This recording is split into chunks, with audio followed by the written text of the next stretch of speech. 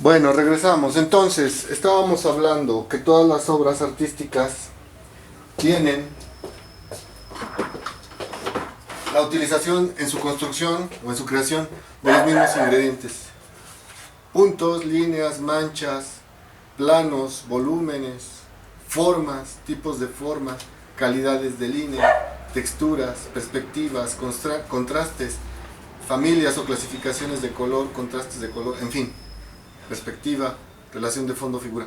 Todo eso, nuevamente, si hay algunos de ustedes, chiquillos y chiquillas, que no tienen nociones, que yo espero que sí, deberían tomar un artes 1, no tienen nociones de todo lo que estoy hablando en términos de elementos plásticos, van a tener que investigar, van a tener que regresarse y, bueno, resarcir esa carencia cognitiva que traen de pronto acerca de conceptos y definiciones de elementos plásticos o elementos visuales.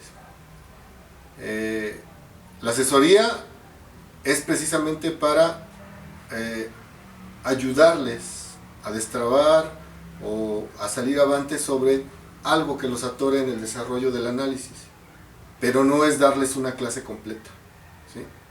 Una asesoría es resolverles dudas acerca de algo que ustedes ya saben, ya manejan o investigaron. No es prácticamente que yo le quito la cáscara al cacahuate y se los pongo en el pico para que lo coman. No, tienen que investigar, tienen que hacer su parte de estudiante, ¿sí? Ese es su chamba. Entonces, regresamos. Si un estudiante, como manejaba en el bloque anterior, nada más me da una lista de lo que contiene el cuadro o la obra que está analizando, una lista, un inventario, eso no es un análisis formal. Un análisis formal es determinar cómo Fra Filippo Lippi del Renacimiento utilizó los elementos plásticos en esta obra y cómo fulanito de tal en este otro cuadro más contemporáneo, más hacia acá, utilizó la forma, el color, las líneas, todos los elementos plásticos. Pero hay que explicar y hay que argumentar apoyándonos a partir de lo que estamos viendo. La finalidad de que ustedes el semestre pasado adquirieran lenguaje y conocimiento acerca de elementos plásticos, acerca de formas, acerca de definiciones de arte, etcétera, etcétera, categorías estéticas, es lo que se me viene a la cabeza, era precisamente para que ustedes lo aplicaran aquí. Me voy a ir muy rápidamente, nada más voy a hacer un ejemplo muy somero y muy ágil, por la cuestión de tiempo y ya lo hemos platicado. Ustedes lo van a hacer con calma, apoyándose de la guía. Recuerden lo que les he dicho, no tiene ningún sentido que ustedes se avienten a hacer un análisis si ni siquiera han leído esto. Aquí ya está todo, prácticamente es una guía, los toma de la mano y te va preguntando qué es lo que necesitas saber en términos, en este caso del apartado 3, que es el análisis formal. Y dice la guía que empieces por lo más sencillo. Ya la describimos, ya mencionamos qué hay en cada zona, en cada espacio que ocupa la obra. Ya la describimos con lujo de detalle, ¿sí? Hicimos un recorrido visual, ya establecimos ciertas jerarquías visuales, qué es lo que se ve más importante, qué es lo que se ve en términos secundarios, ya lo hicimos. Ahora lo que corresponde es comenzar a mencionar cómo se utilizaron esos ingredientes llamados elementos plásticos. Y empezamos por lo más simple, que es el punto. La guía dice, ¿detectas puntos? Hay puntos, ¿en dónde hay? Y observando, detecto que hay una hilera de puntos muy pequeños, pero que sean puntos. ¿Qué es un punto? Según la definición es nada más la marca pequeña que deja un instrumento de trazo, así de simple. Si yo ya veo un círculo de un tamaño bastante notable, entonces ya no es un punto, eso es una forma, ¿ok? Ojo ahí. Yo veo que hay una hilera de puntos cerrando la diadema que tiene en la frente. Ustedes quizá no lo vean por la distancia, pero bueno, créanme, no me crece la nariz por mentiroso, me crece por otras razones. Busco en toda la obra y menciono, en la diadema, ya lo describí, me apoyo de lo que describí en el apartado anterior. En la diadema que tiene en la frente la Madonna, la terminación está hecha de pequeños puntos en secuencia, haciendo una forma de V hacia lo que sería el centro de la frente. Hay más puntos, un poco utilizó puntos para hacer una texturización en el fondo, en lo que sería la base de las montañas. La guía te pregunta de pronto, ¿cómo te imaginas o crees o supones que hicieron los puntos? Ah, por cómo se ven, yo supongo que tomó un pincel muy fino lo cargó de pigmento y fue dejando pequeñas marcas muy ligeras para crear esa texturización. ¿Dónde más detecto puntos y hay que ir buscando? No, todas estas formas son muy prominentes, son demasiado grandes como para determinarlas como puntos. Y bueno, en el momento en que ustedes digan, pues hasta ahí no veo más puntos, aquí hay en la parte de la muñeca, que es una especie de prenda de manga larga que tiene por debajo del vestido o la túnica el personaje femenino, se alcanza a percibir cierta texturización que el pintor hizo igual con un pincel muy fino cargado de cierto rojo o vermellón sobre un color rosado, justo en la parte de la muñeca que se alcanza a percibir puntos muy pequeños para generar una textura o una texturización. De ahí en fuera no detecto yo más puntos en esta obra. ¿Qué es lo que sigue después del punto? Línea. Y recuerden que la línea tiene calidades de línea. Ahorita lo vamos a explicar. ¿Dónde detectas, dice la guía, dónde detectas líneas? ¿Cómo son esas líneas? ¿Qué función cumplen? ¿Qué características tienen? Bueno, empezamos por las líneas que sean más evidentes, ¿no? Hay líneas muy gruesas, cuadrante superior derecho, ya describieron, cuadrante superior derecho pegado hacia la esquina superior, justamente en donde están las montañas o estos peñascos, hay líneas muy gruesas en diferentes direcciones, acabadas en punta. ¿Qué función cumplen? Que hacen la función de determinar los cortes y pliegues que tienen justamente estas conformaciones rocosas. Calidad de línea, líneas muy gruesas y muy oscuras. ¿Dónde más detecto líneas? Bueno, básicamente aquí están las líneas ocupadas para hacer esas texturas y cortes en las montañas. Hay líneas en lo que sería el tocado, la especie de velo doblado que tiene un tocado en la cabeza el personaje femenino, y son líneas de diferente grosor, en un color café. Hay que mencionar también el color, lo que detectemos, todo lo que detectemos es como nuevamente describir, pero ahora traducido en un lenguaje de elementos plásticos. En un color ocre muy claro, sobre fondo beige, bueno, que no es beige, se llama amarillo Nápoles, pero bueno, llamémosle beige, se detectan líneas de relativo grosor, es decir, no son finas, pero tampoco son muy gruesas. Podríamos decir que son líneas medianas o regulares. También hay mucha subjetividad en eso, pero lo podemos mencionar. Para hacer los pliegues en los dobleces de este velo que tiene la mujer, adornando su cabeza a manera de tocado. Una línea blanca relativamente fina en forma de elipse para crear la aureola de esta mujer y dar ese sentido de santidad.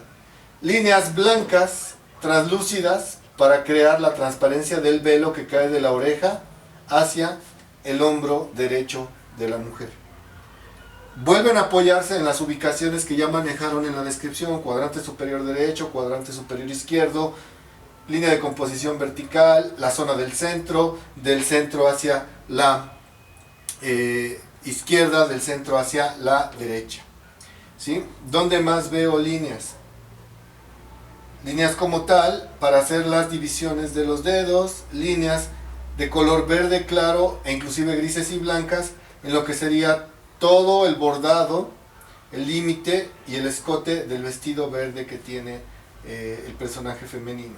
Líneas delgadas, de delgadas a medianas o regulares para hacer las cejas en color ocre oscuro.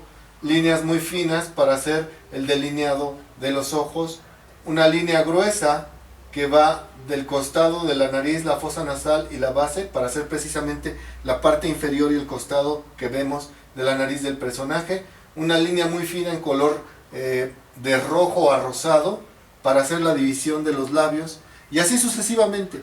Todas las líneas que ustedes detecten hay que mencionarlas, de qué características son, qué colores, de qué color están hechas esas líneas y qué función están cumpliendo. Son líneas para hacer los mechones de cabello, son líneas para hacer las cejas, son líneas para hacer la división de los labios, son líneas para hacer los pliegues de las manos, son líneas para hacer el decorado del taburete o mueble, que el descansabrazos que tiene en la parte inferior la composición o la obra, ¿sí? Y ojo, aquí hago una pequeña pausa para que vean. Aquí hay utilización de línea, sin duda, la estamos viendo evidentemente, pero vean por ejemplo, esta línea gruesa para definir el contorno de la cabeza de este personaje. Aquí la línea está dada de manera conceptual, es decir, la unión, o mejor dicho, la división de esta zona, lo que sería el cuerpo de la mujer, la forma del cuerpo de la mujer en colores claros, en tonalidades claras, contrastada contra un fondo más oscuro, da como resultado que ese límite se traduzca como una línea, pero es conceptual. ¿Qué significa que es una línea conceptual? Que el pintor no tomó un pincel, lo cargó de pigmento y de manera totalmente intencional, trazó ese límite. Acá el límite se está dando por contraste entre una zona, una forma y un fondo. Acá esa línea no se da por contraste, sino que está deliberadamente hecha, totalmente intencionada, gruesísima, en un color amarillo claro. ¿Sí? Hay que aprender también a distinguir eso. Líneas muy gruesas, colores muy empastados y descompuestos, capa sobre otra. Acá la utilización del color, ya estoy brincando, la utilización del color es esfumado, es satinado, es desvanecido. Justo como ustedes desvanecían la sombra en la esfera o en el cilindro, es lo mismo pero con color. Aquí tenemos la esfera, vean la sombra y hacia la luz se desvanece. ¿Ven límite? No, recuerdan el ejercicio de la esfera. Lo mismo hacia acá, color oscuro, sombra, y hacia la luz se desvanece. ¿Sí?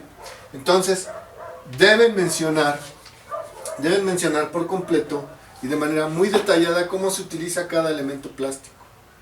Formas regulares o irregulares, formas orgánicas o inorgánicas. ¿Dónde las ves? ¿Qué características tiene? Es decir, la forma de la cabeza de la mujer tiene unas características que deben describir. Es una forma de una naturaleza totalmente diferente a la forma, aunque ambas son cabezas, esta es una cabezota y esta es una cabeza, aunque ambas son cabezas, ¿sí? La forma es diferente. La forma de esta cabeza, que es el mismo objeto que tenemos acá, son formas completamente diferentes. Tengo que describir las características. Si yo estoy analizando esta, describo las características visuales de esta forma. Es de tipo regular, es orgánica, respeta la proporción de una cabeza humana, es delicada, la frente muy bien confeccionada, parecida a un segmento de esfera. En cambio esto, ¿sí? Bueno, es una forma elíptica en la parte superior y hacia abajo podría ser la base de un cilindro. ¿Sí? ¿En qué colores está? Tiene desvanecido, tiene volumen, tiene degradado, etcétera, etcétera. Todas las características que vean en la forma las tienen que explicar. Y así, esta tiene perspectiva, ustedes tienen que explicar por qué ven la perspectiva. Puede ser por líneas de fuga, bueno, nada más en una parte, líneas de fuga en las esquinas del marco. El marco está pintado, es parte de la pintura. Hasta ahí nada más se ve un segmento de líneas de fuga. Todo lo demás, por ejemplo, veo que detrás están las montañas y veo que hasta enfrente está el grupo de la Madonna con el niño y el ángel. ¿Sí?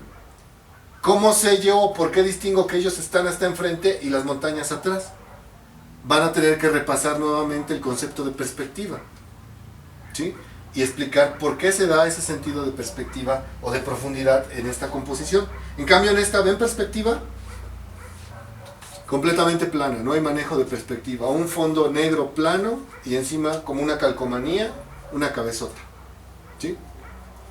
Bueno, luego entonces, para cerrar esta explicación, todo lo que ustedes vieron en términos de elementos plásticos, en términos de elementos visuales o formales, lo tienen que explicar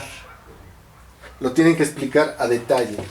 ¿Cómo se utilizaron todos los elementos plásticos para construir la obra que ustedes analizan? Punto, línea, mancha, plano, volumen, forma, textura, perspectiva, contraste, colores, fondo, figura, etcétera, etcétera, etcétera. ¿Cómo se utilizó? En la de Renoir que estoy analizando, en la de Van Gogh que estoy analizando, hay que explicarlo con detalle. Nuevamente enfatizo, hay que ser generosos, hay que ser vastos, hay que ser bastante bondadosos en la manera de redactar, y dar toda la información, exprimir lo más que podamos la obra. Si tienen alguna duda, ya saben, me mandan correo y sigan trabajando. Bueno, sigan trabajando, cuídense mucho.